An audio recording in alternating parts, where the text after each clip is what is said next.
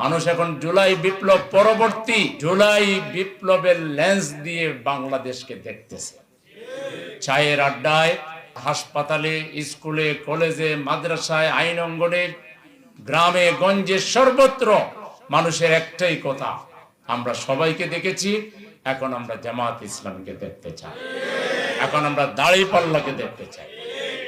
এই জন্য সুষ্ঠু নির্বাচন হইলে ওদের পাশ করার কোনো সম্ভাবনা নাই। এই জন্য তারা পিয়ার চায় না, এই জন্য লেভেল প্লেইং ফিল্ড চায় না, এই জন্য জুলাই সনদকে বাস্তবায়ন করতে চায় না।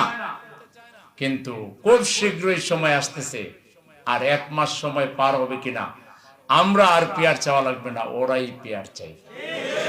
কারণ পিয়ার হইলে তো 2-4টা পাবে। পিয়ার যদি হইতো ঢাকা বিশ্ববিদ্যালয় 2-1টা পাইতো না, যাই ভোট পাইছে কিছু তো পাইতো।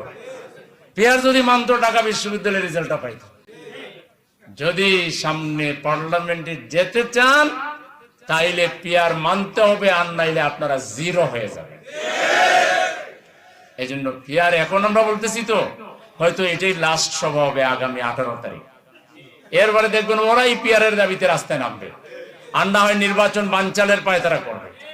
এখনই বলা শুরু করবে, না আমরা তো তাড়াহুড়ো করতেছি না, আগে বলছিল ডিসেম্বরে করতেই হবে, তারপরে এটা গেল, তারপরে ইউনূস সাহেবকে কেমনে ভুলভাল বুঝাইয়া তার আশপাশের কিছু চাকর বাকর টাইপের লোকেরা নিয়ে গেল লন্ডনে। লন্ডনে নিয়ে বেচারাকে একেবারে কোমরের জোর শেষ করে দিছে।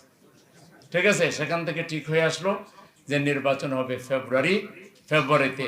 অথচ জামাতের আমির, বাংলাদেশের বাবি প্রধানমন্ত্রী ইনশাআল্লাহ ডাক্তার শফিকুর রহমান বহু আগে বলেছেন নির্বাচনের উত্তম টাইম হইল ফেব্রুয়ারি। জামাত যেটা কয় ওদের বুঝতে অনেক সময় লাগে।